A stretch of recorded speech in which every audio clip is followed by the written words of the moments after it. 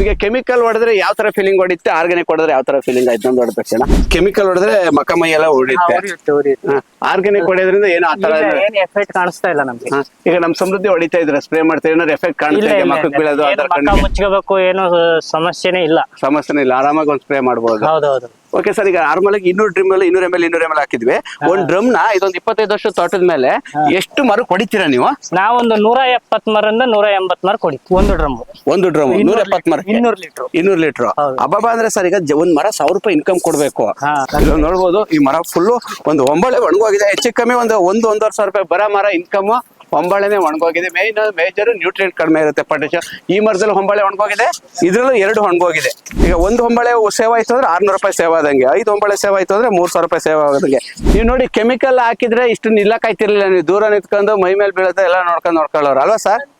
ಹಾ, ಒಂದೇ ಒಂದು ಹನಿ ಬೀಳ್ಸ್ಕೊಳಂಗಿಲ್ಲ, ಕಣ್ಣಿ ಬೀಳ್ಸ್ಕೊಳಂಗಿಲ್ಲ. ಸ್ಪೆಕ್ಸ್ ಹಾಕ್ತೀರಾ? ಕೆಮಿಕಲ್ ಹೊಡೆದ್ರೆ ಸ್ಪೆಕ್ಸ್ ಹಾಕ್ತೀರಾ? ಹಾ, ಮತ್ತೆ ಕಣ್ಣು ಬಿದ್ರೆ ದೂರ ಬೀಳ್ದಂಗೆ ನೋಡ್ಕೊತೀರಾ. ಈಗ ನೋಡಿ, ನಮ್ದು ಬಿದ್ರು ನಮ್ಮ ಮೇಲೆ ಬಿದ್ರು ಏನೂ ಆಗಲ್ಲ ನಿಮಗೆ. ಹಾ, ಹೊಡಿತಾ ಇರೋದ ಹಾ, ಗೊತ್ತಾಗ್ಬಿಡುತ್ತೆ ನಿಮಗೆ. ಅಲ್ಲಿ ಕಾಲ್ಸ್ಬೇಕಾದ್ರೆ ಗೊತ್ತಾಗ್ಬಿಡುತ್ತೆ. ಹಿಂಗಾರಕ್ಕೂ ಒಂದ್ ಚೆನ್ನಾಗಿ ಹೊಡೀರಿ. ನಮ್ದು ಹೊಡೀರಿ, ಏನು ಪ್ರಾಬ್ಲಮ್ ಆಗಲ್ಲ ನಿಮಗೆ.